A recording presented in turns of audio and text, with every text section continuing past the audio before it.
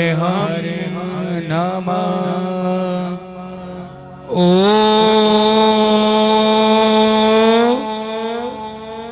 अर्हं नमः।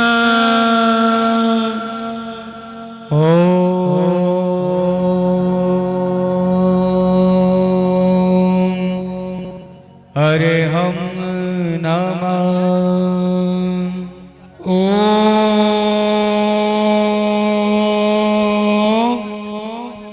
अर्हं नमः।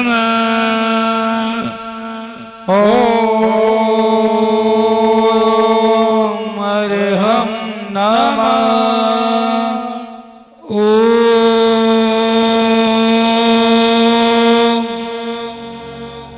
अर्हं नमः।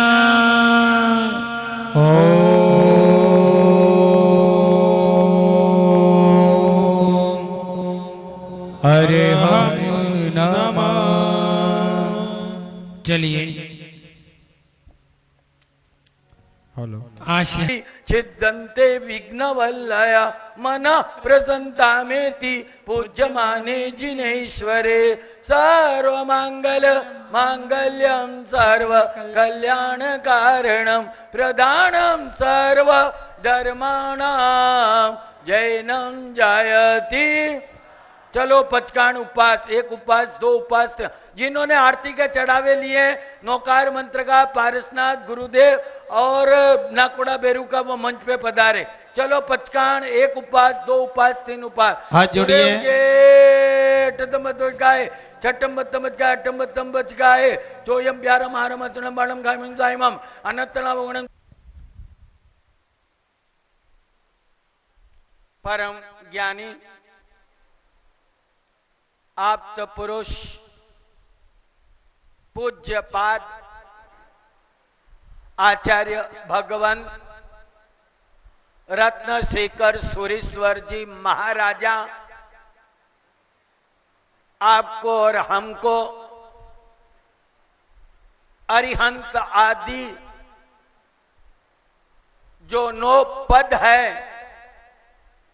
उन 9 पदों की महिमा और उनकी महत्ता, उनके अचिंत्य प्रभाव, साथ साथ में उन 9 पदों का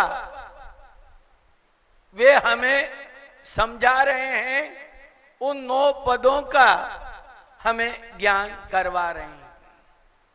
आचार्य भगवंत कहते हैं कि अनादिकाल से हमारी ये आत्मा भाव चक्र के अंदर क्या कर रही है? भ्रमण कर रही है। उस भाव चक्र का अंत करने के लिए हमारे जिन शासन में यदि कोई महत्वपूर्ण साधना बताई गई है, वह साधना कौन सी है?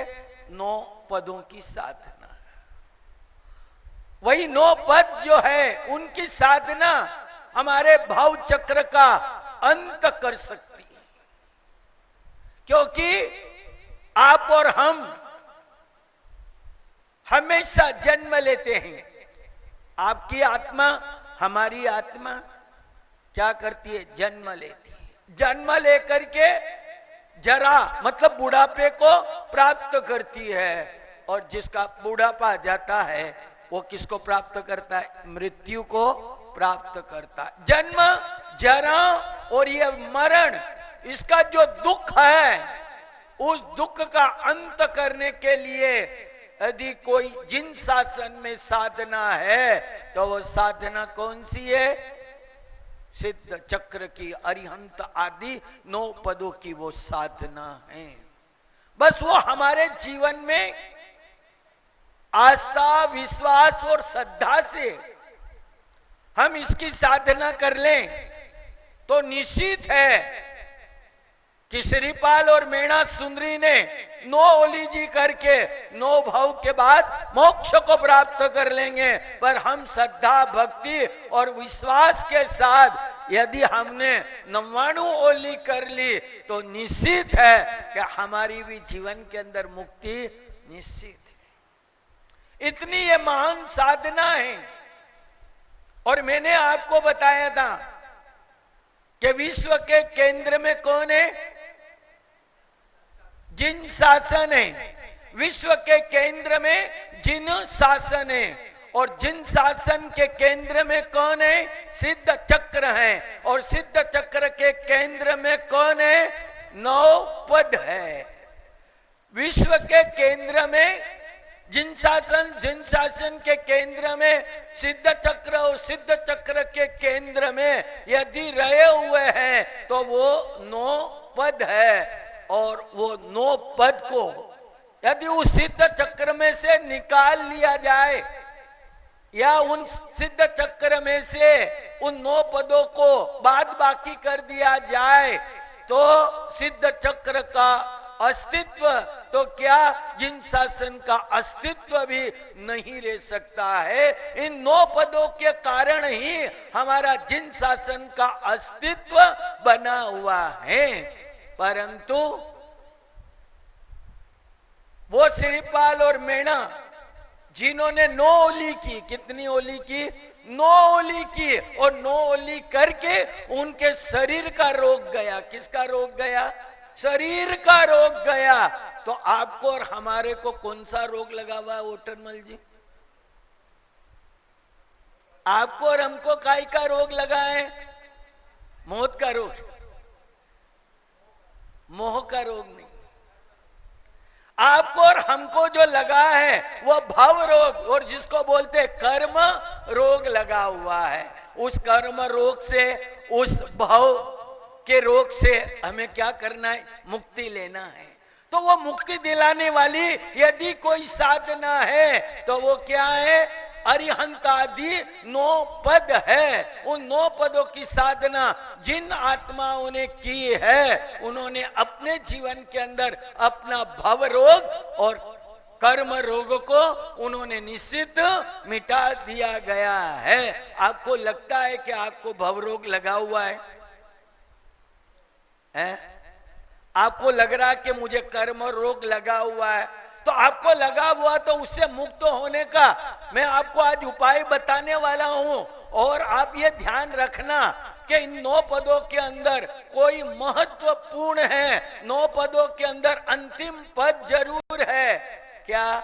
9 पदों के अंदर जिसको अंतिम के अंदर लिया गया, ऐसा वो तप पद है। क्या है? वो तप पद है जो बिल्कुल अंतिम में है। और मैं आपको ये कहूं कि तप पद को भी वहां से निकाल लिया जाए तो 8 पदों का भी कोई महत्व क्यों नहीं रहता है?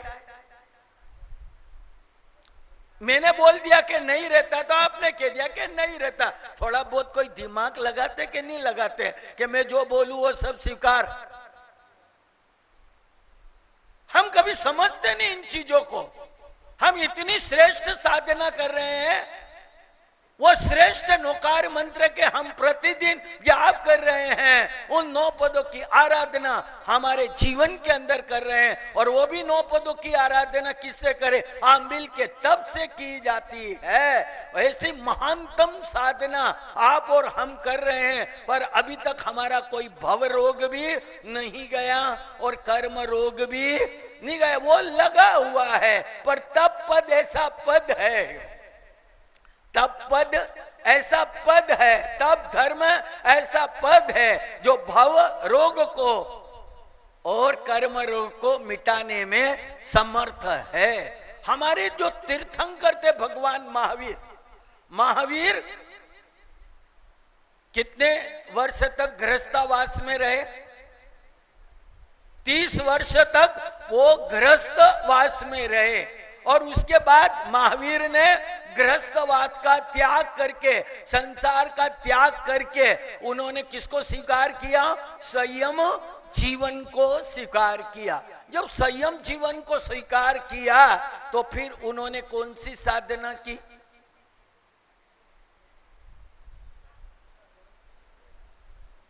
मैंने आपको कल बताया है कि परमात्मा महावीर 30 वर्ष तक गृहस्थवास में रहे, उसका त्याग करके 12.5 वर्षों तक उन्होंने साधना की। क्या की?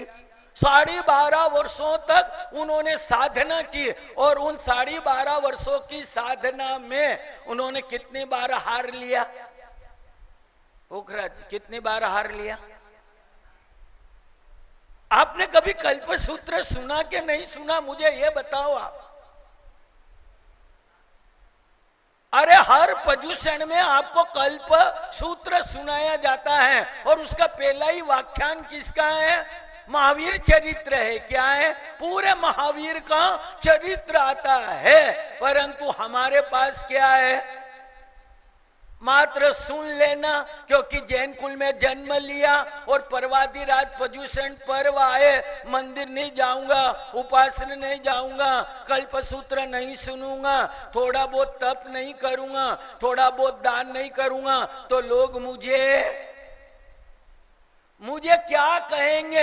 एक व्यवहारिक तौर पर आकर के आप कल्प सूत्र सुन सकते हैं, परंतु हमारे शास्त्रों में ये लिखा हुआ है कि एक बार व्यक्ति 9 बार कल्प सूत्र भावपूर्वक सुन ले तो उसको भी अपने जीवन में मुक्ति मिल सकती है। तो कल्प सूत्र जो है अभी थोड़े दिन बाद यहाँ बांटा जाएगा, आपको बताया जाएगा, और आपने कई बार सुना है। तो भगवान महावीर ने 12.5 वर्षों तक साधना की, और उन 12.5 वर्षों में सबसे बड़ा तप उन्होंने कौन सा किया था? कितने दिन का किया था? 5 मास और 25 दिन का तप किया था। क्या किया था? 5 मास और 25 दिन की उग्र तपस्याएं की थी, पर उस तपस्या में उन्होंने अभिग्रह धारण किया था। क्या किया था? खाली तपस्या कर लेना कोई बड़ी बात नहीं है, पर उसके अंदर अभिग्रह धारण करना, और ऐसे अभिग्रह जो प्रकृति भी, वो नियति को भी मंजूर नहीं होता है, परंतु तब का प्रभाव ऐसा है कि उसको नियति को भी, प्रकृति को भी मंजूर करना पड़ता है। और महावीर ने कैसा अभिग्रह धारण किया, आप सोच नहीं सकते हैं कि राजकुमारी हो और वो बिकी हुई हो। अब राजकुमारी जैसी कोई बिक सकती है कहीं पर भी?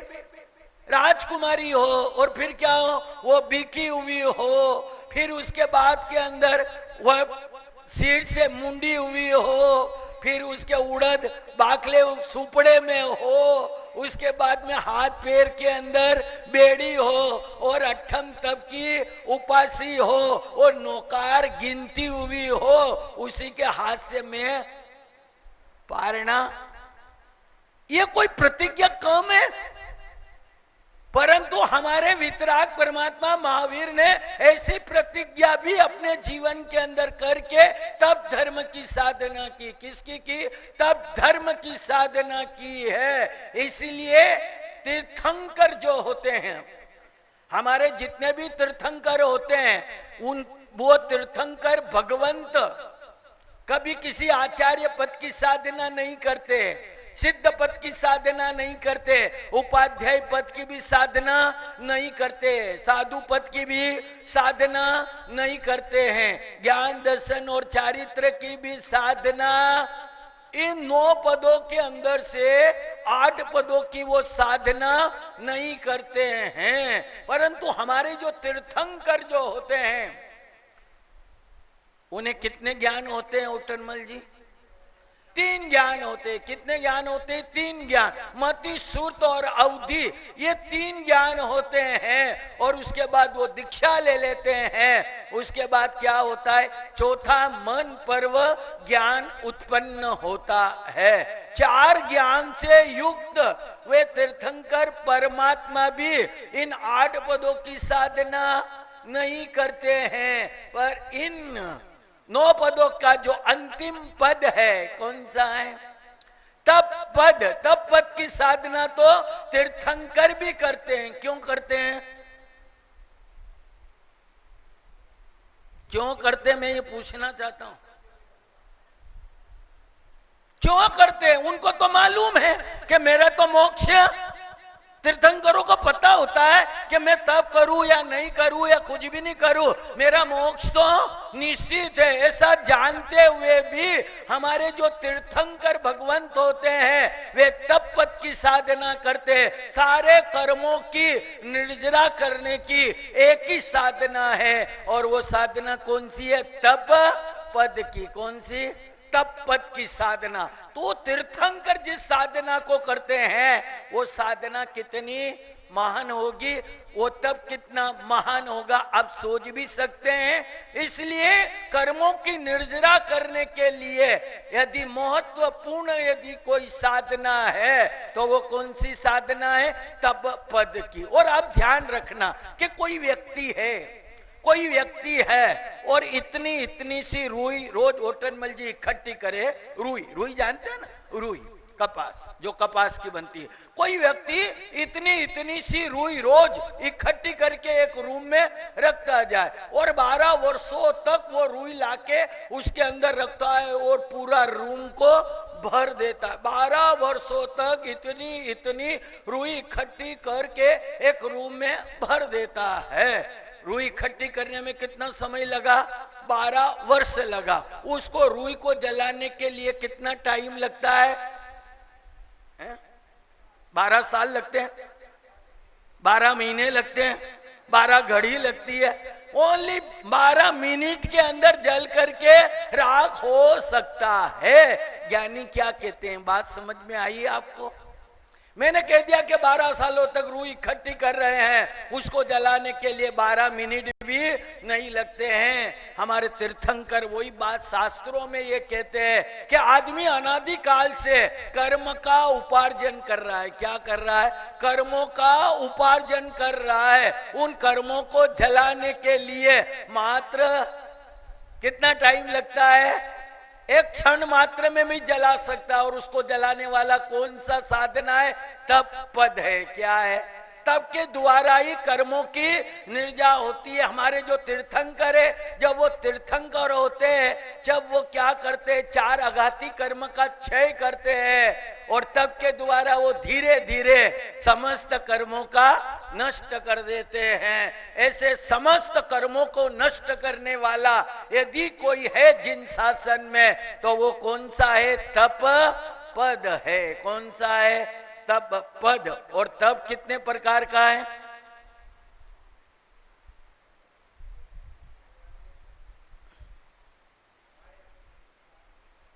आप लोग साधुओं के पास जाते हैं, उनके व्याख्यान सुनते हैं, और आप लोग कितना तप कर रहे हैं, कितना तप कर रहे हैं। मुझे ऐसे ऐसे लोग मिलते हैं जिनकी मैं सोचता हूं कि ये इतना बड़ा तप कैसे कर सकते हैं। 100 ओली वर्धमान की पूरी करना ये बहुत कम की बात है। इतनी हम साधना करते हैं, परंतु हम तप धर्म का जो ज्ञान होना चाहिए वो हमारे पास नहीं। हम तप जरूर करते हैं, पर हमारी जो समझ आनी चाहिए वो समझ हमारे पास नहीं है। हमारे शास्त्रों में 12 प्रकार के तप बताए। कितने प्रकार के? कौन कौन से? ये 12 प्रकार के तप है। उसके भी 2 भाग कर दिए, 6 बाह्य और 6 अभ्यंतर। पहला जो बाह्य तप है वो कौन सा है? अनशन। क्या है? अनशन, अनोदरी, वृत्त संशय, संलेता, काय कलेश और संलिता। ये 6 प्रकार के तप है। ये कौन से हैं? बाह्य तप है। पर अभ्यंतर तप हमारे यहाँ बताए प्रायश्चित, विनय, वियावच्च और रसत्याग, कायोत्सर्ग और ध्यान। क्या बताए हैं? एक तो प्रायश्चित, दूसरा विनय। ये कौन से तप है? अभ्यंतर तप है। वो अभ्यंतर में प्रायश्चित, विनय, वियावच्च, स्वाध्याय, कायसर और ध्यान। ये कितने हैं? ये अभ्यंतर तप है। हमारे शास्त्रों में अभ्यंतर तप का भी बड़ा महत्व बताया गया है, परंतु आप ये मत सोचना कि अभ्यंतर तप की बात की, यहाँ तो बाह्य तप का भी सबसे ज्यादा महत्व बताया गया है। और तप किसे कहते हैं, मैं आपसे पूछना चाहता हूं। है? त्याग। किसका त्याग? तब किसे कहते वो समझना बहुत जरूरी है। आप क्या सोचते हैं मैं उपवास करता हूं, मैं आंबिल करता हूं, मैं एकादशना करता हूं, मैं ये 12 बाह्य जो तप है वो मैं अपने जीवन के अंदर करता हूं और उसको समझ करके आप बोलते हैं कि वाह मैंने तो तप कर लिया। मैं नहीं कह रहा, मेरे शास्त्र कह रहे, मेरे ग्रंथ कह रहे, मैं अपनी ओर से कुछ भी नहीं कह रहा हूं। पर तप किसे कहते हैं? वो हम आज दिन तक हम आंबिल कर ले, एकादशना कर ले, उपवास कर ले, क्षमण कर ले, ये सारी तपस्या ये करना चाहिए, बहुत जरूरी है। परंतु हमारे शास्त्रों में किसको कहा? तब किसको कहा? ये मैं नहीं कह रहा, हमारे शास्त्र कह रहे, सूत्र बोल रहे हैं। हमारे यहाँ उमा स्वाति जी महाराज हुए और उन्होंने तत्वार्थ सूत्र लिखा। क्या लिखा? कभी नाम सुना है आपने तत्वार्थ सूत्र का? वो तत्वार्थ सूत्र के अंदर वो तब की व्याख्या करते। किसकी व्याख्या करते? कि तब किसे कहते हैं। तो उन्होंने बड़ी गहराई से ये बात कही कि तब किसे कहते हैं। तो उन्होंने एक सूत्र दिया, याद है वो सूत्र? बस के हर जगह 0 ही 0 मन दिखे के ये 55 दिन जो अपने यहाँ चातुर्मास के चल रहे हैं और ये 55 दिन की क्लास चल रही है पाठशाला, और अब तो क्या आ रहा है, धीरे धीरे परीक्षा का टाइम आ रहा है। क्या परीक्षा का टाइम आ रहा है? मुझे लगता है कि मेरा पेपर खराब करके मत जाना आप यहां से। पेपर को सुधार के जाना है। और कौन सा पेपर? बाहर के पेपर नहीं, आत्म पेपर की बात कर रहा हूं। उस आत्म पेपर को यदि सुधार लिया तो क्या जीवन के अंदर बहुत कुछ कर्म रोग से हमारी मुक्ति मिल सकती है। तो उमा स्वाति जी महाराज ये कहते हैं तत्वार्थ सूत्र में कि तब किसे कहते हैं। तो उन्होंने बड़ी अच्छी व्याख्या की और उन्होंने लिखा इच्छा निरोध तप। क्या कहा? इच्छा निरोध तप। इच्छाओं का निरोध करना, उसका नाम क्या है?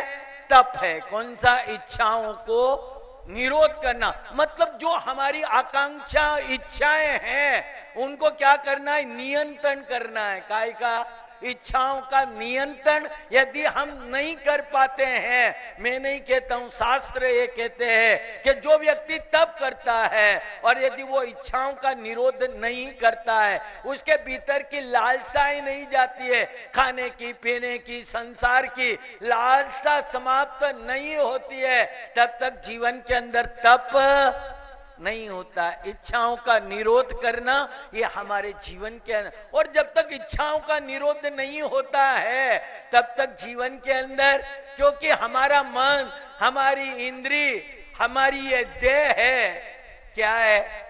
ये जो हमारा मन है, हमारा देह, हमारी इंद्रियां हैं, ये क्या है?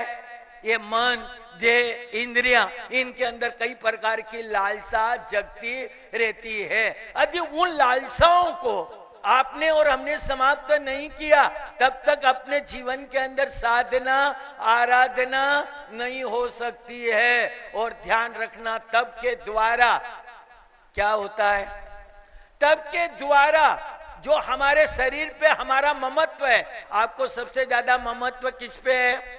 अपने शरीर पर है। किस पे? आपके शरीर पर है। तो तप के द्वारा हमारा जो शरीर है, इस पे जो हमारा ममत्व है, हमारी मूर्छा है, हमारी आसक्ति है, ये तप के द्वारा वो मूर्छा और आसक्ति यदि नहीं मिटती है तो ज्ञानी ये कहते वो तप नहीं है, वो ताप हो जाता है। क्या हो जाता है? हम तप कर रहे हैं कि ताप कर रहे हैं? हमारे सेठ चंदूलाल थे, और वो दुकान के ऊपर बैठे जो है सेठ चंदूलाल थे और उनका जन्मदिन था। क्या था? जन्मदिन था। जब उनका जन्मदिन था तो उन्होंने एक पार्टी रखी। क्या रखी? आप रखते ही, आपको मालूम ही है। जन्मदिन होता है, बड़ी खुशी होती है, बड़ी आनंद होते हैं, बड़ी बड़ी होटलों में, बड़े बड़े पार्कों में, बड़े बड़े पिकनिक स्पॉट पे लोग लाखों रुपया खर्च करके जन्मदिन। सेठ चंदूलाल के बाद बहुत पैसा था तो उसने अपना जन्म दिन मनाने के लिए पार्टी रखी तो शाम के वक्त रखी। 50 मित्र दोस्त पार्टी के अंदर आए थे और जैसे ही आए और पार्टी चालू होने वाली थी और खाना प्रारंभ होने वाला था, इतना ऑफिस से, दुकान से मुनीम आया। क्या आया? मुनीम आया। जब मुनीम आया तो उसने आके कहा कि सेठ जी, एक ग्राहक आया है और वो 50 लाख का सोना खरीद सकता है क्या? बात समझ लेना कि एक ग्राहक आया है और 50 लाख का सोना खरीदना चाहता है। यदि आप नहीं आएंगे तो शायद वो ग्राहक जा सकता है। तो आप क्या करेंगे? पार्टी छोड़ेंगे कि पार्टी में रहेंगे? पहले आपको पार्टी थी, आपने सोचा अरे पार्टी में रह जाऊंगा और खाने में रह जाऊंगा। तो आदमी क्या करता है? पार्टी और खाना। उसने क्या किया? चंदूलाल ने अपने मित्रों को कहा कि तुम पार्टी वार्टी करो, खाओ पियो, मैं खाने वाला नहीं हूं, मुझे जरूरी और इमरजेंसी काम दुकान से आया है। तो चंदूलाल ने पार्टी छोड़ दी और कहां चला आया? दुकान पे चला आया। बक्की बात है। आप भी जाते हैं क्या? नहीं जाते? जाते हैं। चंदूलाल ने वो पार्टी छोड़ दी। पहले पार्टी महत्वपूर्ण थी, पार्टी को छोड़ दिया तो अब क्या हुआ? व्यापार महत्वपूर्ण। वो वहां पर दुकान पे आया, ग्राहक से मिला और वो बातचीत कर ही रहा था और इतने के अंदर घर से टेलीफोन आया। क्या आया?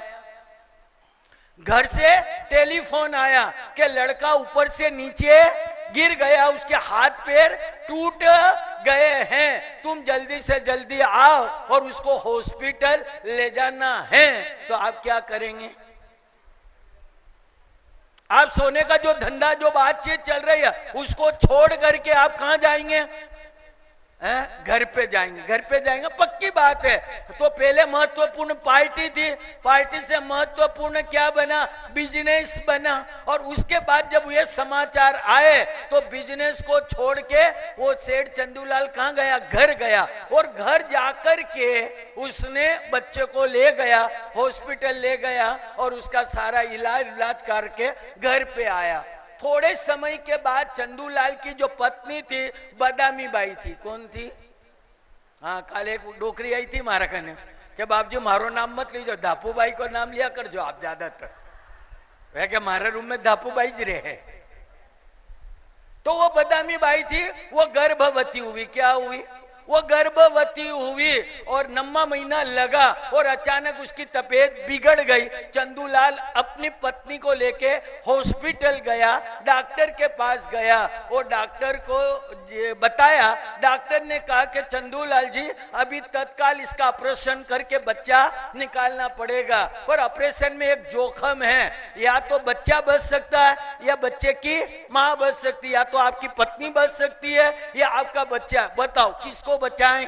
बच्चे को बचाएं कि पत्नी को बचाएं? कठिन बचाओगा थे। क्यों?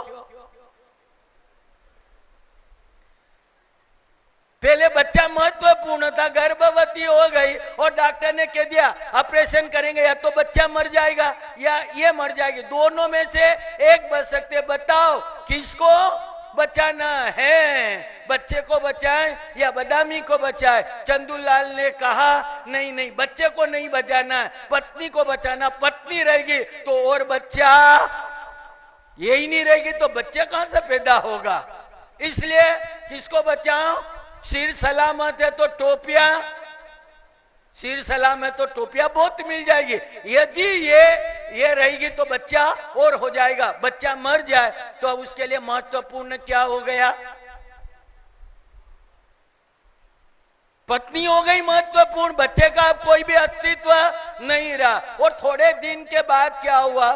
चंदूलाल के घर के अंदर आग लग गई। क्या लग गई? आग लग गई। अब बदामी भी रूम के अंदर थी और वो चंदूलाल भी रूम के अंदर था और घर में इतनी आग लग गई कि चारों ओर फैल गई। जब वो फैल गई तो चंदूलाल बाहर आ गया। क्या आ गया? बाहर आ गया और आकर के कहने लगा बचाओ बचाओ बचाओ, पर कोई रास्ता नहीं था। अंदर पत्नी थी और पत्नी भी ये कह रही थी बचाओ बचाओ बचाओ, पर वो चंदूलाल पत्नी की आवाज नहीं सुन रहा था क्योंकि उसकी खुद की जान जोखम में थी। अब वो गिलेरी में खड़ा रह के चिल्ला रहा है बचाओ बचाओ बचाओ, और लोगों ने कहा नहीं बचा सकते हैं, तुम तो कूद जाओ। पत्नी कह रही है मुझे बचाओ। तो वो किसको बचा रहा है? अपने को क्यों बचा रहा है?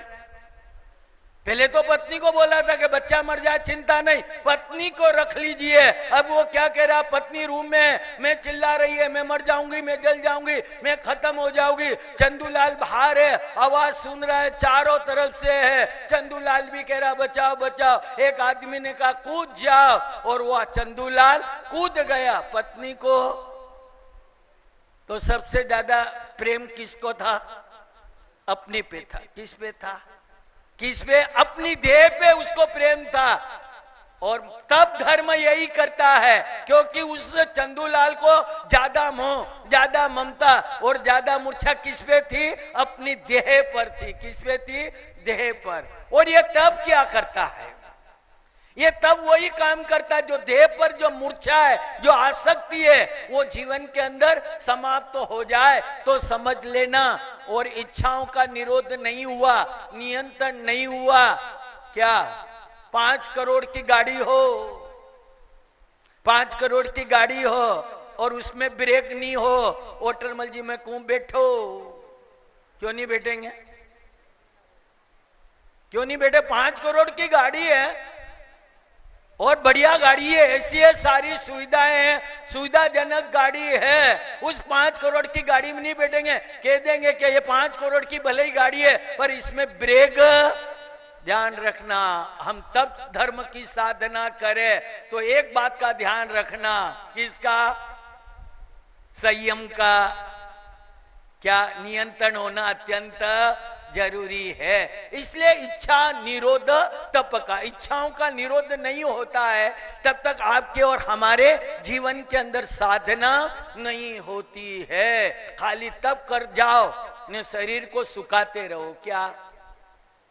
तप करो, और तप करने से जैसे अभी आप ओली जी कर रहे हैं, कोई 25वीं ओली, कोई 50वीं ओली, कोई 60वीं ओली, तो आपका शरीर क्या है? सूखता के नहीं सूखता है? दुबला होता के नहीं? सिर्फ शरीर को नहीं सुखाना है, किसको सुखाना है? कर्मों को भी।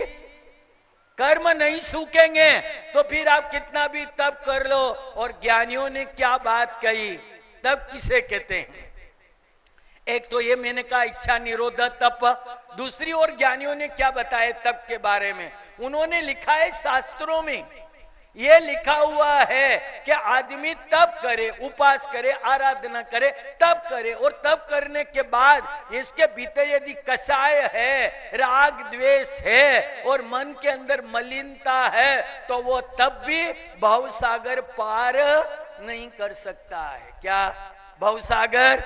तो तप करते हुए, क्या? तप करते हुए जीवन के अंदर जो कषाय है, कषाय भी कितने? क्रोध, मान, माया, लोभ, राग, द्वेष, छल, प्रपंच, ये जो आत्मा के अंदर रहे हुए जो दुर्गुण है और जिनके कारण हमारी आत्मा भावचक्र के अंदर भटक रही है, कर हमारी आत्मा बार बार जन्म ले रही है। परंतु हमारे जीवन के अंदर ये ध्यान रखना, यदि आप तप करते हैं और कषाय मंद नहीं होते हैं, क्या? कषाय मंद नहीं होते हैं, राग द्वेष की ग्रंथियां कम नहीं होती है, शिथिल नहीं होती है, तो हमारे यहाँ उस उपास को क्या बोला? उल्लंघन बोला। क्या बोला? वो उल्लंघन कर रहा है, तप नहीं करता है। इसलिए शास्त्रों में ये बताया कि तपस्वी के कितने प्रभावक होते हैं, तपस्वी कैसा होता है। ये हमारे ग्रंथों की बात मैं बता रहा हूं। हमारे ग्रंथों में लिखा है कि तपस्वी कैसा होता है, तपस्वी के कितने प्रभावक होते हैं। हमारे महामोह उपाध्याय यशो विजय जी महाराज ने 67 बोल की एक सज्जाई लिखी है। क्या लिखी है? कभी नाम सुना आपने? कई काम है थोड़े, कई जेरे बाप जी है जिन सब बता वाला थोड़े तो कोई लेना देना है ही नहीं। महामोह उपाध्याय यशो विजय जी महाराज ने 67 बोल की एक सज्जाई लिखी है। उसके अंदर उन्होंने तप के प्रभाव, तपस्वी कैसा होना चाहिए, तपस्वी कैसा हो और उसका प्रभाव कैसा होता है, उन बातों को उन्होंने यहाँ पर उल्लेख किया है। तो वो लिखते तप गुण ओपे धर्म ने रोपे। क्या कहा? तपस्वी का पहला गुण क्या है? तप गुण ओपे, तप के गुण से सुशोभित होना चाहिए। क्या होना चाहिए? सुशोभित होना चाहिए। वो तप की साधना करे और वो उसका व्यवहार अच्छा होना चाहिए। क्या होना चाहिए? तपस्वी का व्यवहार अच्छा होना चाहिए, उसके आचार विचार वो अच्छे होना चाहिए। और क्या होना चाहिए? उसकी वाणी में क्या? तपस्वी की वाणी में मधुरता होनी चाहिए। यदि आचार विचार अच्छे नहीं है, क्या आचार विचार अच्छे नहीं है, व्यवहार अच्छा नहीं है, वाणी में मधुरता नहीं है, तो वो व्यक्ति कभी तपस्वी कहलाता नहीं है। तपस्वी का पहला प्रभावक कौन सा है? तप गुण ओपे, उसका व्यवहार अच्छा होना चाहिए, उसके आचार विचार अच्छे होने चाहिए और उसकी वाणी में क्या होना चाहिए? मधुरता होनी चाहिए। नहीं तो कई बार कहते हैं, क्या कहते हैं, कोई तपस्या वगैरह करते हैं ना, कई लोग तपस्या करते हैं, तो कई लोग मुझे मिलते, मुझे भी एक थोड़े दिन पहले एक आदमी, 2 आदमी आए और मुझे कहने लगे बाप जी ये बहुत बड़े तपस्वी ने बहुत बढ़िया तपस्या करना, पर बाप जी इनसे थोड़ा दूर रहना। मैं कहा तपस्वी और उससे दूर रहना ये कैसे? अरे बाप जी इनसे थोड़ा दूर रहना, नहीं तो ये मगध के बड़े गरम है, थोड़ी सी देर के बाद भी ये तपस्वी। और गरम पानी पियो और माथा गरम रखने का विधान है। गरम पानी पियो तो माथे को आइस रखना। क्या रखना है? ठंडा रखना। मात्र गरम पानी पी लिया और माथे को गरम करो तो फिर वो तपस्या लेखे लगने वाली नहीं है। बस गरम पानी पियो पर माथे को, मस्तिष्क को बिल्कुल ठंडा रखना। तो तप गुण ओपे, आचार विचार व्यवहार और वाणी में क्या होना चाहिए? तपस्वी की वाणी में मधुरता होना। तप गुण ओपे धर्म ने रोपे, वो क्या करता है?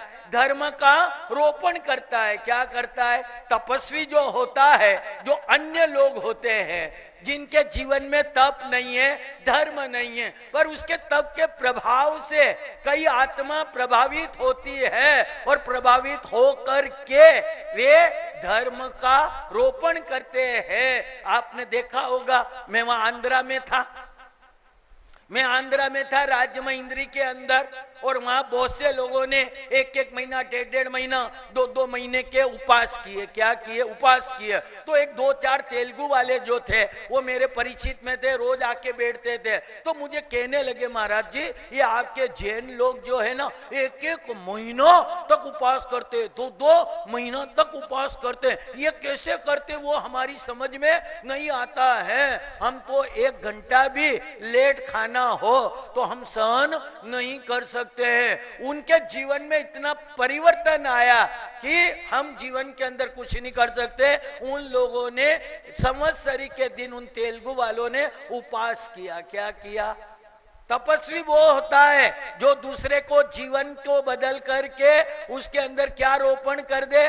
धर्म का रोपण करे। नहीं तो तपस्वी को देख के यूं लगे कि ये तप तो जरूर करते हैं पर नेचर और स्वभाव में कोई परिवर्तन नहीं है। तो आपका तप क्या करेगा? दूसरे को धर्म की जगह अधर्म की प्राप्ति करवा देता है। तो तपस्वी तप गुण ओपे और धर्म का, अन्य आत्मा जो धर्म नहीं करती है उनके अंदर प्रतिदिन धर्म का क्या करे? आरोपण करे। क्या करे? आरोपण करे। लोपे नहीं जिनाण, तप गुण ओपे धर्म ने रोपे नहीं लोपे जिनान, और जिन आज्ञा का कभी उल्लंघन नहीं करता, जिनेश्वर के द्वारा जो भी आज्ञा दी गई है उन आज्ञाओं का वो क्या करता है, पालन करता है।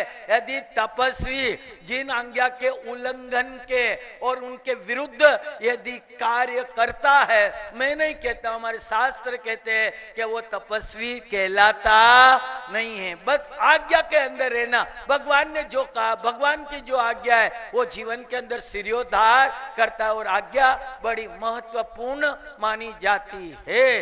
तो तपस्वी क्या है, तप गुण ओपे धर्म ने रोपे, लोपे नहीं जिनान, वो कभी भी जिनाना का लोप नहीं करता, जिनाना में रह के साधना करता है और आज्ञाओं का जीवन के अंदर पालन करता था। एक गुरु थे और उनके कई शिष्य थे, एक गुरु थे, उनके कई शिष्य थे, और उन शिष्यों में से एक शिष्य को कोढ़ रोग हो गया। क्या हो गया, ये आज्ञा की बात मैं बता रहा हूं।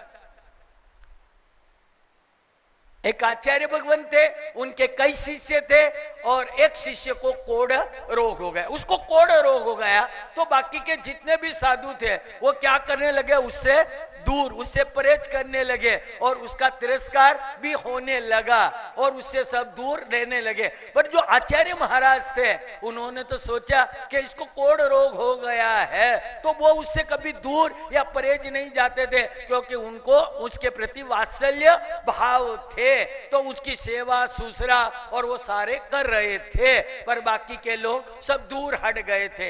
एक बार विहार करते करते शाम का वक्त हो गया, और आगे गांव में नहीं पहुंच पाने के कारण एक झाड़ के नीचे उन्होंने विश्राम कर दिया, मतलब रात्रि संतारा झाड़ के नीचे लगा दिया। और रात को 2:30 बजी होगी, 2:30 बजी होगी, और एक काला सांप निकला, भुजंग, एकदम कोबरा काला और जहरीला सांप निकला, और वो आचार्य महाराज ने उस सांप को देखा। जैसा ही सांप को देखा तो उन्होंने अपने शिष्य को उठाया, जिसको कोढ़ रोग हो गया था, उस शिष्य को उठाया और उठा करके कहा कि उठ तू, शिष्य का नाम लिया, वो उठा और वो विचार करने लगा कि इतने इतने शिष्य होने के बावजूद भी आचार्य महाराज ने मुझे पुकारा, मुझे बुलाया, वो तो खुशी की मारे रह नहीं पाया। मुझे आचार्य महाराज ने रात को याद किया, दौड़ता हुआ गया और जाके कहा कि गुरुदेव आज्ञा फरमाइए, क्या आदेश है, क्या आज्ञा है। गुरुदेव ने कहा जो ये काला सांप आ रहा है उसको जाके पकड़ और उसके दांत तू गिन के इसके कितने दांत है। तो उस शिष्य ने क्या कहा होगा, ओटरमल जी महाराज ऐसा वे था कि बाप जी मरवा का छाला मन बता रहा, आपके गिनना होता आप गिनो, मारी कोई जरूरत नहीं है।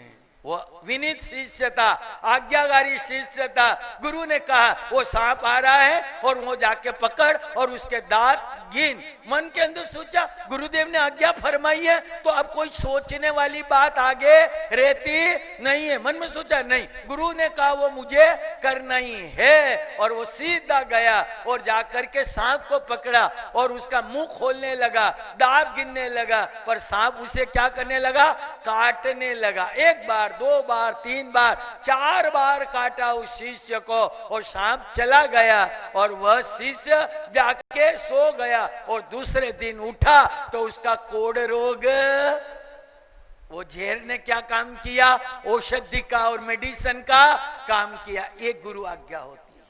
इसलिए जो श्रावक है, जो साधु है, उन्हें हमेशा क्या, और जो तपस्वी है वो तप गुण ओपे धर्म ने रोपे नहीं लोपे जिनान, जिन आज्ञा का कभी विरुद्ध नहीं करता है, विरुद्ध नहीं जाता है और जिन आज्ञा का लोपन नहीं करता है। और क्या कहते आगे, आश्रव लोपे, क्या आश्रव किसे कहते हैं?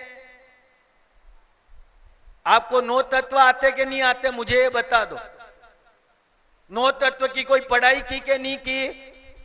9 तत्व के बारे में आप जानते कि नहीं जानते हैं? आप जानते भी है, परंतु आप जानते कि यहां कौन बोले, कहीं गलत बोला गया तो इज्जत जाएगा। अरे वास्ते थे नहीं बोलता, बाकी जानते तो है ही है। तो उन 9 तत्व के अंदर एक आश्रव आता है, तो तपस्वी क्या करे? आश्रव लोपे, मतलब जो पाप की जो प्रवृत्ति है, जिससे पाप कर्म का बंद होता है, जहां कसाई वगैरह होते हैं, उनको क्या करे? आश्रव मतलब रोके। और क्या लिखा है आगे? आश्रव लोपे और नहीं कदा कोपे। क्या? आश्रव तो लोपे और नहीं कदा कोपे। तपस्वी कभी क्रोधी, क्या तपस्वी हो और क्रोधी हो, ये कभी संभव नहीं है। वो तपस्वी यदि क्रोधी हो जाए, वो तप नहीं कर रहा है, क्या कर रहा है? मात्र उल्लंघन कर रहा है। क्या कर रहा है? उल्लंघन कर रहा है। और ज्ञानी ये कहते हैं कि जो तपस्वी आत्मा होती है, जो तप धर्म की साधना करती है, वो जीवन के अंदर कभी आवेश नहीं करती है, क्रोध नहीं करती है। और जो क्रोध कर ले तो ध्यान रखना, मैं नहीं कहता हूं, हमारी क्रोध की सच्चाई आपको आती होगी, आती है ना? क्रोध की सच्चाई आती है, उसमें लिखा है कि वर्षों का तप करते रहो, वर्षों तक तप और साधना करते रहो, पर एक क्षण मात्रा का भी क्रोध आ गया तो तपस्या क्या हो जाती है? जल जाती है। क्या जल जाती है? तपस्या को जलाना नहीं है। और आप और हम क्या काम कर रहे हैं? मात्र, और मैंने ऐसे कई देखे हैं कि तप करने वाले अधिकतर क्या होते हैं? गर्म हो जाते हैं, क्रोध आ जाते हैं, बात बात में भड़कने लग जाते हैं। पर ज्ञानी ये कहते हैं, यदि वो बार बार क्रोध करे, बार बार आवेश करे और छोटी छोटी बातों के अंदर भड़के, उसको हमारे यहाँ तपस्वी नहीं कहा। मैं नहीं कह रहा, शास्त्र वो तपस्वी नहीं बना। आपका तप क्या है? तब किसके लिए करते? कसायों से मुक्ति लेने के लिए। तब किसके लिए करते? शांति पाने के लिए करते हैं। और तब करते हुए यदि क्रोध आ गया तो वो क्रोध आपकी तप को क्या करेगा? जला करके नष्ट कर देगा। कभी भी क्रोधी बनने की कोशिश मत करना। तब करो तो शांति से करना। और हमारे यहाँ लिखा गया है, क्या लिखा गया है? क्या लिखा है हमारे शास्त्रों में? कर्म निकाचित, क्या? कर्म निकाचित पण 6 पामे, कर्म निकाचित 6 पामे। किससे पाएंगे? कर्म निकाचित 6 पामे, क्षमा सहित जो करे। क्या? क्षमा सहित, तब करे, निर्जरा करे और निकाचित कर्मों को क्षय करना है तो तब के द्वारा होता है। पर उस तब के अंदर क्या आना चाहिए? शांत भाव आना चाहिए, क्षमा भाव आना चाहिए। यदि क्षमा भाव नहीं है और आदमी क्रोधी हो जाए तो वो तब किसी की जान भी ले सकता। और ऐसे कई उदाहरण हमारे यहाँ पर है। कलकत्ता की एक सत्य घटना आपको सुना रहा हूं। कलकत्ता के अंदर हमारा एक जैन परिवार है, रहता है, आज भी है। तो कलकत्ता के अंदर एक जैन परिवार है, वो उसकी माँ, बेटा और उसकी बहू। ये घर के अंदर कितने सदस्य हैं? मात्र 3 सदस्य हैं। तो वहां एक महाराज साहब का चातुर्मास हुआ कलकत्ता में। क्या हुआ? चातुर्मास हुआ। जब वहां चातुर्मास हुआ तो उस लड़के की माँ, मतलब उस लड़के की सासू, रोज महाराज साहब के व्याख्यान सुनने जाए, व्याख्यान सुन के घर आवे। और महाराज साहब ने वहां एक तप का आयोजन किया, तप चालू किया। और उस तप के अंदर छठ और छठ के बाद एकादशी करना। क्या? छठ और छठ के बाद एकादशी करना। तो एकादशी की व्यवस्था धर्मशाला में थी नहीं, वो कहां आके करना? अपने घर आकर के करना। तो छठ चलता था, एकादशी था, तो बहू उनकी सारी पाड़ने की व्यवस्था करती थी, खाने की जो भी बनाना था वो सब बनाती थी, जो चाहिए वो बना के रखती थी। तो वो क्या करती थी? उपास रह जा, छठ होता, छठ के दूसरे दिन जाती और पाड़ना के दिन जाती, मंदिर जाती, पूजा करती, व्याख्यान सुन के 11:30 और 12 बजे घर आती। और जैसे ही घर आती तो उसको पाड़ने की, एकादशी की जो भी चाहिए, राह, मूंग वगैरह, हलवा, पूड़ियां, ये जितने भी है ये सब तैयार करके रखती थी और बड़े प्रेम से एकादशी करवा रही थी। उसके करीब करीब 8-10 छठ हो गए। और एक दिन क्या हुआ, उसको छठ था और छठ का पारना था, तो सुबह उठी और उठ करके वो मंदिर गई और वहां पूजा की, अर्चना की, भक्ति की, और उसके बाद महाराज जी का व्याख्यान था, वो व्याख्यान सुनने बैठ गई और 11:30 और 12 बजे वो घर आई तो उसकी दृष्टि कहां गई? पारना था, पारना में दृष्टि कट जाए था केवा को काम ही नहीं है। खावा की लालसा कोई कम नहीं है हमारी, हम तब करो, अरे तब करने वाले कोई लालसा नहीं है, ठंडा, ये गरम, ये ऊना, ये ऐसा, ये वैसा, ये मुझे नहीं चलता, ये गलत बनाया, नया बना, अरे तब करता है और खाने की लालसा रखता है। ज्ञानी ये कहते तब करने वाला कोई लालसू या स्वादिष्ट प्रिय नहीं होता है, जो मिले जैसा मिले वो खा ले। अभी एक दिन एक महिला मेरे पास आई, मुझे कहने लगी, बाप जी रसोड़े में सब व्यवस्था अच्छी है पर रात थोड़ी ठंडी आई रही, आपकी जो गरम कर दे। मैं क्यों काम मारो है था कि गरम मा क्या करना, खावा की लालसा नहीं मिटी अभी तक, ने क्या आंबिल करा, उपास करा, एकादशना करा और छोटो सा ठंडा हो जाए, थोड़ी सी ठंडी हो जाए, वो भी आपको चलती नहीं है। इच्छा निरोध तप, इच्छाओं का कोई निरोध नहीं करते हैं, तब जाके ऐसी स्थिति बनती है। तो वो सासू मंदिर गई, पूजा की, व्याख्यान सुना और 11:30-12 बजे आई और उसने आके वो अपना बेड का वगैरह चप्पल उतारे और उसने दृष्टि डाली कि रसोड़े के अंदर, तो रसोड़े के अंदर बहू थी नहीं, बहू को नहीं देखा, पर वहां जितने भी वासन बर्तन थे वो सब ऐसे ही पड़े थे, मतलब चूल्हा बिल्कुल शांत था।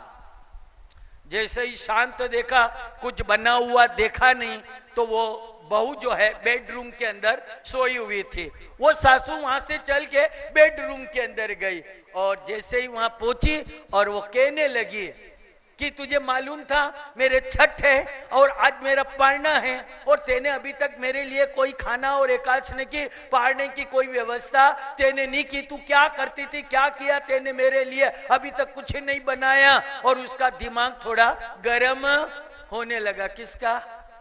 तपस्वी का दिमाग गर्म कभी नहीं रखना जीवन के अंदर, हमेशा आइस बना के रखना।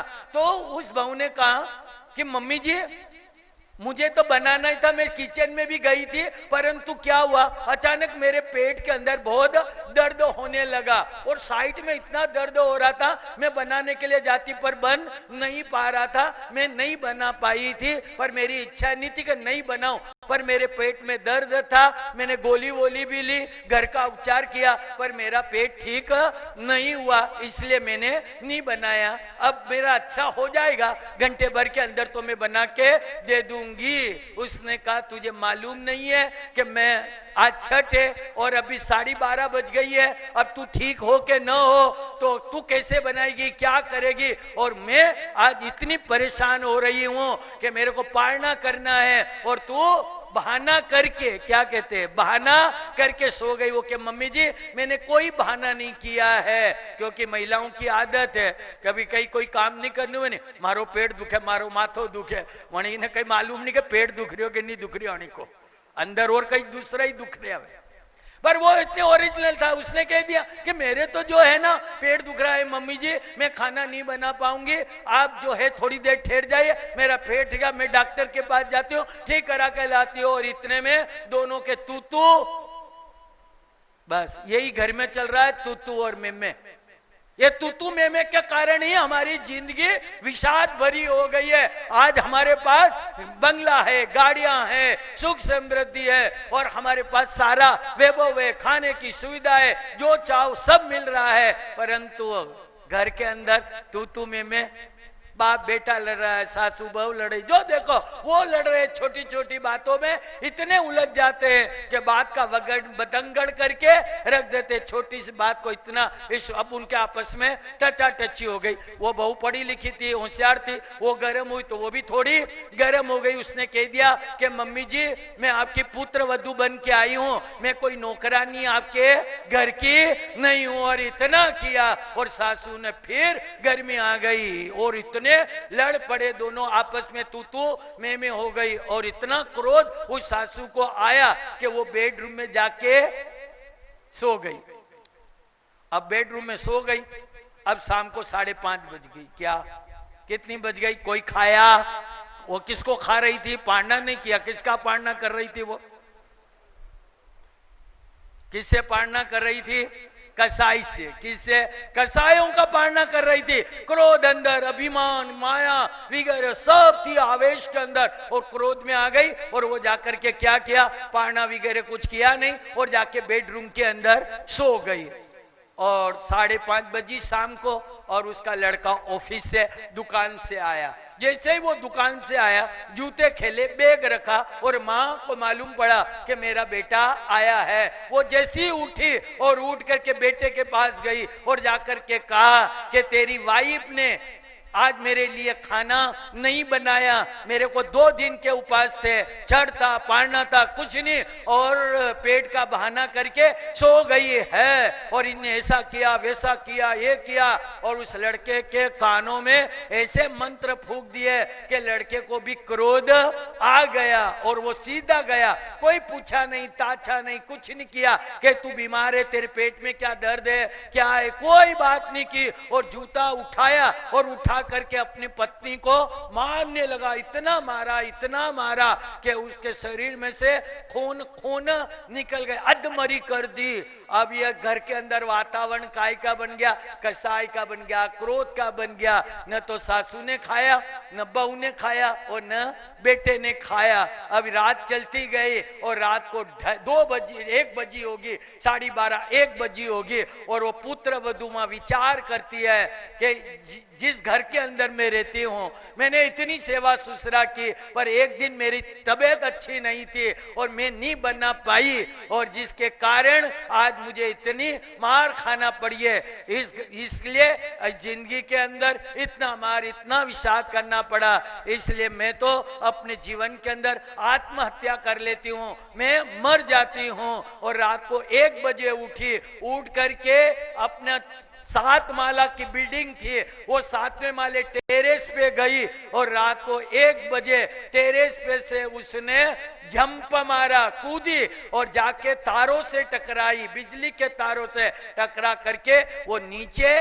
गिर गई और मर गई। और रात को 1 बजे बाद पिक्चर छूटा, और वहां से लोग निकले और उन्होंने देखा कि यहाँ कोई महिला मरी हुई है। हुई, चिल्लाहट हुई, बिल्डिंग के अंदर से लोग आए, और वो सासू और वो लड़का वो भी उठे। उन्होंने देखा इतनी भीड़ क्यों इकट्ठी हुई है, वो भी नीचे उतरे, और नीचे उतर के देखा कि ये वो ही है। कौन है? ये मेरी बहू और उस लड़के की पत्नी है। वो क्या हुआ? मृत्यु को प्राप्त कर ली। क्या ये तप करेंगे? क्या यही कर रहे हैं हमारे घरों में?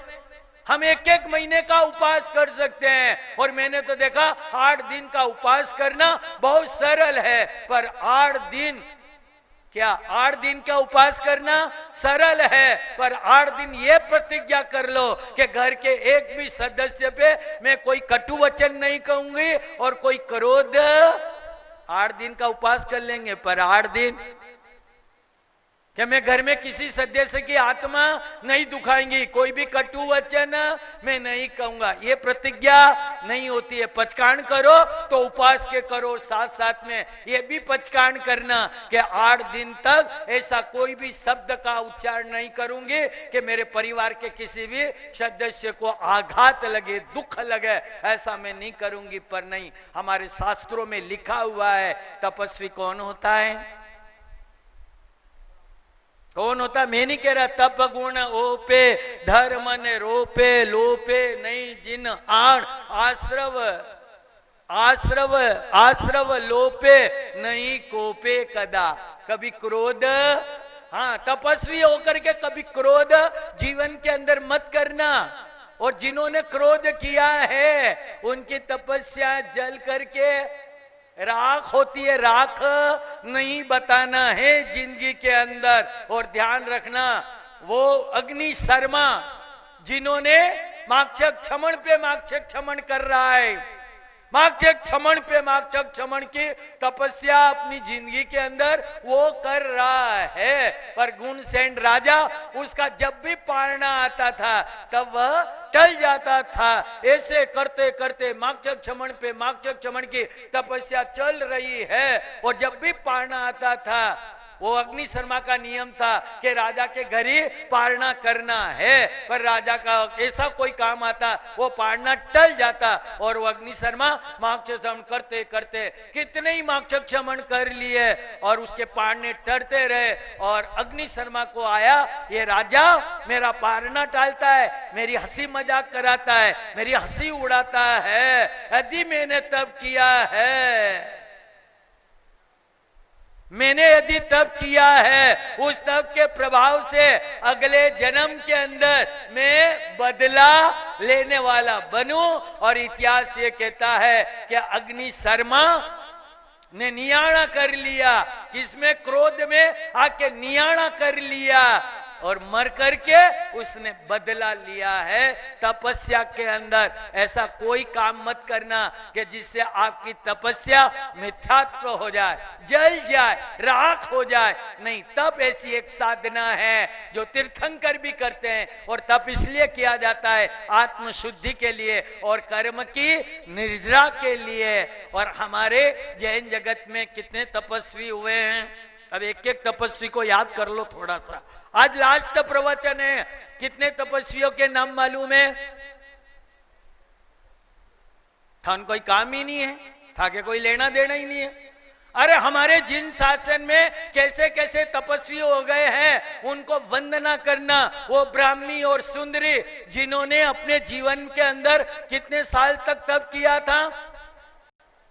होटरमल जी, होगराज जी, कितने वर्षों तक? 60,000 वर्षों तक आंबिल की तपस्या की। और इतनी तपस्या की कि शरीर को सुखा करके कृष्ण कर दिया था।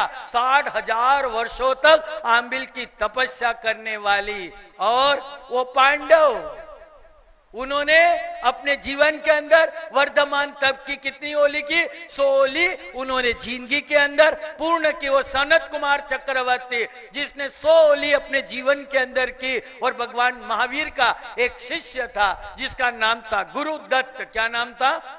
गुरुदत्त नाम था। उसने दीक्षा ली और दीक्षा लेके प्रतिज्ञा कर ली। काय की प्रतिज्ञा करी? अठम करूंगा। क्या करूंगा? 3 दिन के उपवास करूंगा। और उपवास करके पारना किससे करूंगा? ये अपना जैसा पारना नहीं था। था तो एक चीज भी कम हो जाए तो 4-4 बार चाय बने, या चाय अच्छी नहीं है, या चाय ठंडी है, या दूध ठंडो, चाय गरम कराओ, या बरोबर नहीं बनी है, इनमें मसालो नहीं है। अरे तुम यहाँ कोई रिसेप्शन में आया हो कि तब करवाया हो? लालसा नहीं। हमारा तब इसलिए, हमारे तब के द्वारा जो निर्जरा होनी चाहिए वो निर्जरा नहीं हो रही है, बल्कि तब के द्वारा कई बार हम कर्म का बंधन करें, आत्मा को भारी कर रहे। भारी करने के लिए कभी तप मत करना, नहीं हो तो चलेगा, परंतु कर्म बंधन मत करना जीवन के अंदर। वो गुरु छत्र जो महावीर का शिष्य दीक्षा लेते नहीं प्रतिज्ञा कर ली थी। काय की प्रतिज्ञा करी थी? अठम करूंगा। और अठम का पारना आंबिल से करूंगा। किससे करूंगा? आंबिल से करूंगा। जब तक वो जिंदा रहा तब तक उसने अपने जीवन के अंदर 3 दिन के उपवास। और वो आंबिल, कैसा आंबिल? अपने आंबिल खाते जैसे आंबिल नहीं कि 50 तरह की वस्तु। अभी थोड़े दिन पहले एक मुझे मिला, बाप जी मैं आंबिल करने गया था, वहां मुझे चाय मिली। मैंने कहा क्यों भाई चाय? तब भी करना और चाय? क्या नियंत्रण है? कोई इच्छाओं पर हमारा निरोध नहीं है। चाय, मैंने कहा काई की चाय बनी? अरे बाप जी चाय बनाई थी। मैंने कहा कैसे बनाई थी? बाजी कूड़ कुड़ायतन थोड़ा डाल के चाय बना ली, मैंने तो चाय पी ली। अरे हमारे अंदर के चेंज नहीं, भाव चेंज नहीं, हम यही करते हैं। पर वो भगवान महावीर का शिष्य गुरुक्षेत्र जो अठम दीक्षा लेते नहीं, जिस दिन संन्यास लिया उस दिन प्रतिज्ञा कर ली महावीर के नजदीक जाके, प्रभु मुझे प्रतिज्ञा करा दो, मुझे पक्षांत करवा दो। तो क्या कि मैं 3 दिन अठम करूंगा और पारना में जो है क्या? पारना में आंबिल से करूंगा। और कैसा आंबिल? लूखा सूखा स्वाद वगैरह का नहीं, बिना रस का, बिना कस का। और दिन को 12:30 बजे जाके लाना, जो भी मिले खा लेना। और खा करके आंबिल कर लेना। और आंबिल करने के बाद वो क्या करता था साधु? थे आंबिल करने कहीं करो हैं, गर्मी खूब लग रही है बापसी, यूं है वो है, ऐसे चालू कराओ नहीं, ऐसे में चाहिए। थोड़ा भी सहन करने की ताकत नहीं, ध्यान रखना। वो अट्ठम करता था, अट्ठम के बाद आंबिल से पारना करता था। और आंबिल भी कैसा? बिना रसकस का। और एक ही जगह आंबिल करके वहां चोयार चुका लेता था, ठाम चोयार। कोई आगे पानी भी पीता नहीं था। और उसके बाद साधना के अंदर लग जाता था। वह मर करके देवलोक को प्राप्त हो गया। ये तप धर्म है। पर हमारा तप कैसा है? एक एक तपस्वी को याद कीजिए जिंदगी के अंदर। हमारे यहां पर एक आचार्य भगवंत हुए हैं जिनका नाम था राज तिलक सूरी जी। राज तिलक सूरी जी महाराज, जिन्होंने अपने जीवन के अंदर 100 ओली पूर्ण की। पहली कितनी? 100। और उसके बाद पारणा किया और फिर 100वीं ओली चालू कर दी। 2 पूर्ण कर ली और फिर पारणा करके तीसरी ओली चालू करी। और तीसरी ओली के अंदर 100 में से 86 ओली पूर्ण करके उन्होंने देवलोक का गमन कर लिया। कभी जिंदगी के अंदर कभी गुड़, शक्कर, घी, तेल, मिठाई कुछ भी नहीं खाया है। और हमारी स्थिति क्या है? हमारी खाने की लालसा ही नहीं जाती आज तक। ये चाहिए ना, वो चाहिए ना, ये पारणा के अंदर एक चीज नहीं बनाई हो तो माथा गर्म हुए बिना रहता नहीं है। परंतु ध्यान रखना, हमारे आचार्य भगवंत ये कहते हैं कि तपस्वी कभी कोपे क्रोध मत करना, शांति से लेना। कम है ज्यादा है जैसा भी है, मन को मारे वो तपस्या कर सकता है। और जिसका मन और इंद्रिया नहीं मरती है ओटरमल जी, वो तब कर सकता है नहीं। ये तब धर्म माने कर्मों की निर्जरा होती है। तो किससे होती है? तब धर्म से। मैंने कहा ना, वो काकंदी का धन्ना अणगार, काकंदी का वो धन्ना अणगार जिसको 56 अरब सोनैया का त्याग किया। कितना? 32 करोड़ सोनैया का त्याग किया। और 32 देवांगना जैसी रूपवती स्त्री, उनका त्याग करके भगवान महावीर के चरणों में समर्पित होकर के उसने सन्यास लिया। और जैसा ही सन्यास लिया उसने प्रतिज्ञा कर ली कि जब तक मैं जिंदा रहूंगा तब तक छठ करूंगा। क्या करूंगा? छठ। और छठ के बाद पारणा आंबिल से करूंगा। और उस व्यक्ति ने अपनी जिंदगी के अंदर ये प्रतिज्ञा की। और जब तक जिंदे रहे तब तक छठ और पारणा किसे किया? आंबिल से। वो धन्ना अणगार के आंबिल को याद कर लेना और सोचना कि क्या आप आंबिल करते थे। और एक में मुझे एक थोड़ा सा भी कम आ जाए, थोड़ा सा भी ठंडा आ जाए, थोड़ा सा भी तेज आ जाए और मेरा दिमाग छटक जाता है, गर्म हो जाता। धन्ना अणगार को याद करना। क्या आपका आंबिल था? और उसकी आंबिल का वखाण किसने किया? महावीर ने कहा, धन धन धन्ना अणगार। महावीर ने जिसकी प्रशंसा की है। ऐसे आंबिल तपस्वी हमेशा जीवन के अंदर तप करने वाला कभी क्रोधी नहीं होता है। क्रोधी हो जाए तो वो तपस्वी कहलाता नहीं है। तो अब घड़ी अपना समय बता रही है कि मुझे तो आपको बहुत कुछ कहना है। हमारे यहाँ पर एक आचार्य हुए जिनका नाम था पाटलिप्त सूरीश्वर। नाम सुना आपने? पाटलिप्त सूरी जी, जो पालीतना जिनके नाम से बसा। आचार्य पाटलिप्त सूरीश्वर जी महाराजा, जिनके नाम से पालीतना नगर बसा है। उनके पास आकाशगामिनी विद्या थी। कौन सी विद्या थी? आकाशगामिनी। तो वो रोज कहीं पर भी रहे, किसी भी जगह रहे, पर आकाशगामिनी विद्या सिद्ध की थी। आकाश मार्ग से उड़ करके रोज शत्रुंजय के दर्शन करने के लिए आए थे। उस महापुरुष के नाम से ये पालीतना बसा। एक बार आचार्य भगवंत पाटलिप्त सूरीश्वर जी महाराज साहब विहार करते ढाका, बंगाल, किसको बोलते? ढाका। ढाका पहुंच गए। ये सब भारत के हिस्से थे एक जमाने में। वो ढाका गए तो ढाका के अंदर एक नागा अर्जुन था। कौन था? नागार्जुन। वो नागार्जुन, ढाका के अंदर नागार्जुन की बड़ी प्रसिद्धि थी, बड़ा तांत्रिक था, बड़ा योगी था और रसायन विधि का बड़ा मर्मज्ञ था और उसने कई प्रकार की साधना करके देव के द्वारा उसने स्वर्ण सिद्धि रसायन को प्राप्त कर लिया। उसके बाद ऐसा रसायन था कि पत्थर पे भी डाल दे तो क्या बन जाता था? सोना बन जाता था। क्या बन जाता?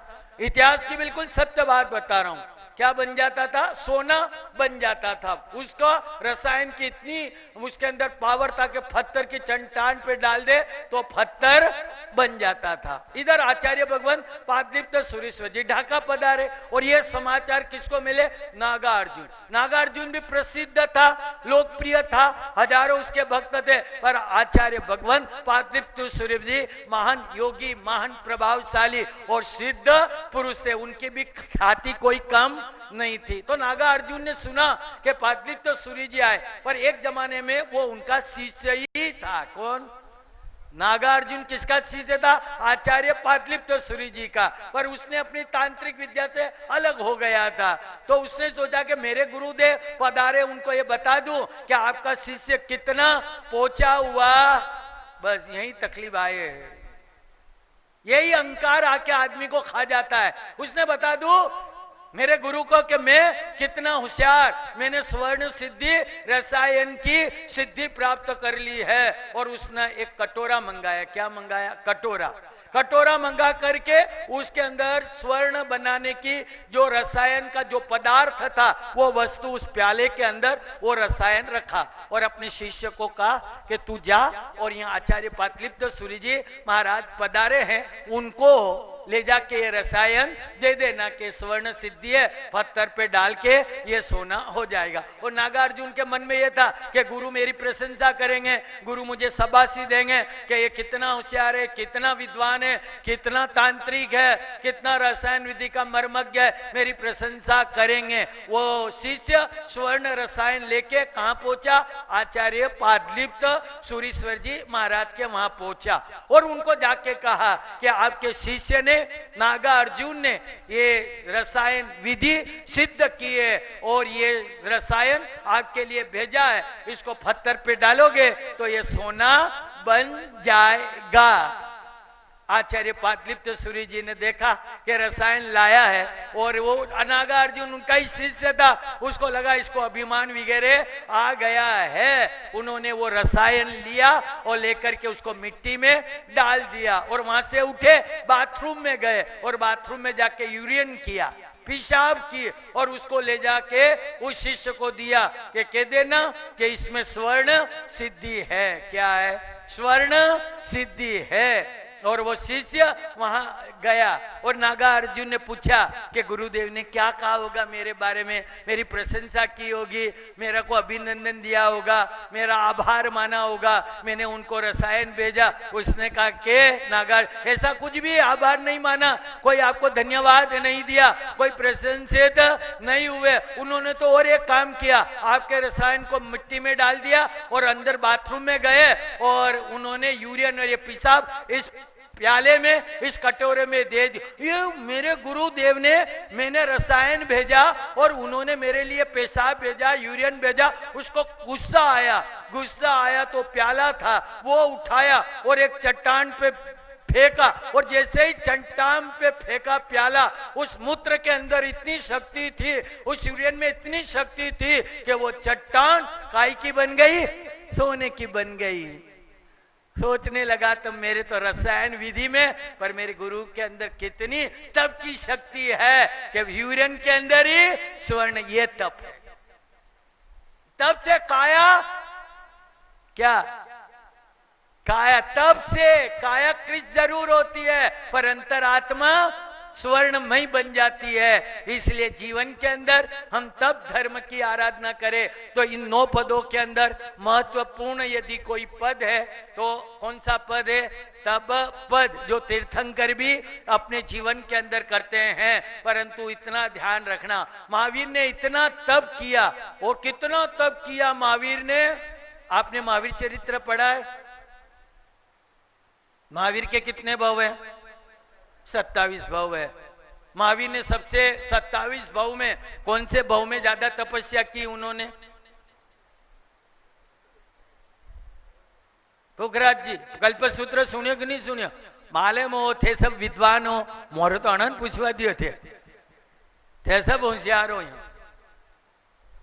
आपने कल्पसूत्र पढ़ा कि नहीं पढ़ा? पढ़ा नहीं हो तो सुना तो ही होगा ना। महावीर के 27 भाव है। कितने? 27 भाव के अंदर एक नंदन ऋषि का भाव था। कितना? नंदन ऋषि के भाव के अंदर कितने मासिक श्रवण किए? 11,80,645 मासिक श्रवण किए। कितने? 11,80,645 मासिक श्रवण उन्होंने अपने जीवन में किए और उसी तब से उन्होंने अपने जीवन के समस्त कर्मों की निर्जरा की है। ये तप ऐसा है जो कर्मों को जलाने का काम करता है। क्या करता है? सम्यक दृष्टि क्या करती है? सम्यक दर्शन क्या करता है? सम्यक दर्शन क्या करता है? दृष्टि परिवर्तन करता है। क्या करता है? दृष्टि परिवर्तन करता है कि आत्मा और शरीर भिन्न है। और सम्यक ज्ञान क्या करता है? समझ परिवर्तन करता है। और सम्यक चारित्र जीवन परिवर्तन। अब जीवन को परिवर्तन है और आत्मा में लगे हुए जितने भी कर्म हैं उन सारे कर्मों को जलाने का काम कौन करता है? तप पद करता है। क्या करता है?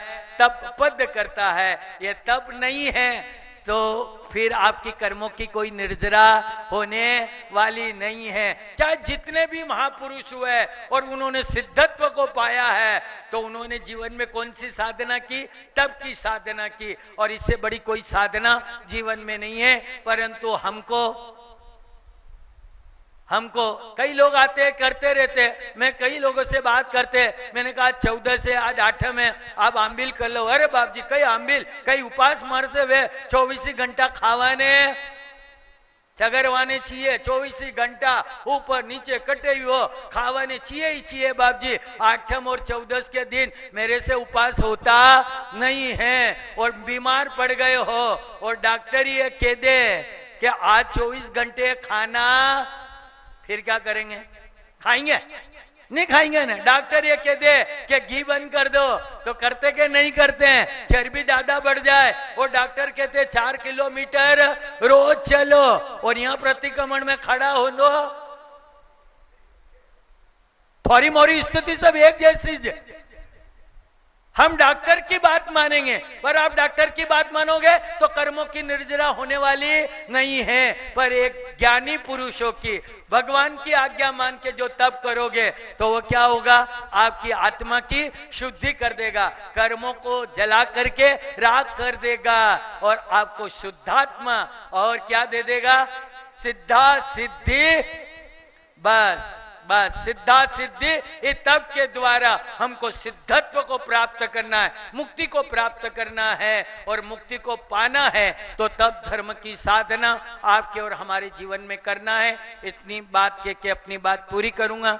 और आज ये 9 पद का जो प्रवचन है, आज ये श्रृंखला अरिहंत सिद्ध आचार्य उपाध्याय साधु ज्ञान दर्शन चारित्र पद, ये 9 पद के जो 9 प्रवचन यहाँ पर चले आज उनकी मैं पूर्णाहुति करता हूँ। और इन 9 पदों को समझ करके आपको अपने जीवन के अंदर आत्म अरिहंत का, सिद्ध का, आचार्य का, और मैंने आपको बताया था कि अरिहंत का क्या है? अरिहंत किसके भंडार हैं? सुख पुण्य के भंडार हैं। सिद्ध क्या है? सुख के भंडार हैं। आचार्य सदाचार के भंडार हैं और उपाध्याय विनय के भंडार है। और साधु पुखराज जी काय के भंडार है? साधु नमस्कार का, संस्कार का।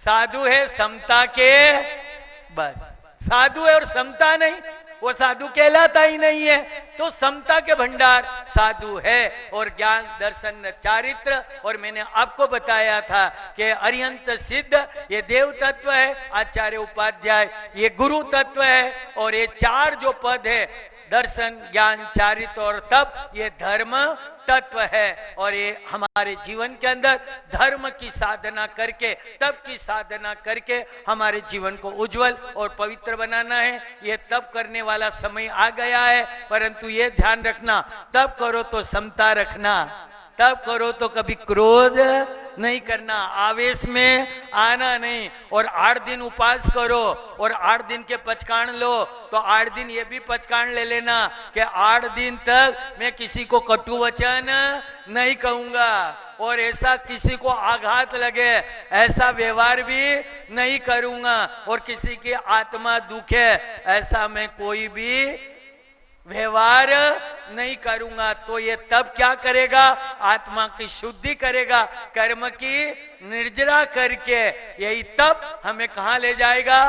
तीर्थंकर पद तक ले जाएगा। और तीर्थंकर को भी तीर्थंकर बनाने वाला यदि कोई तत्व है, क्योंकि आप जानते हैं तीर्थंकर नाम गोत्र का उपार्जन करते हैं, परंतु तीसरे भाव के अंदर तीर्थंकर विस्थानक तप में से एक पद की साधना करके तीर्थंकर नाम गोत्र को क्या करते हैं? निकाचित कर देते हैं। तो ये महान तप पद है जो जीवन के अंदर आपको और अपने को करना चाहिए। इतना ही के अपनी बात पूरी करूंगा और आगे के जो कार्यक्रम है वो आपको यहाँ बताए जाएंगे।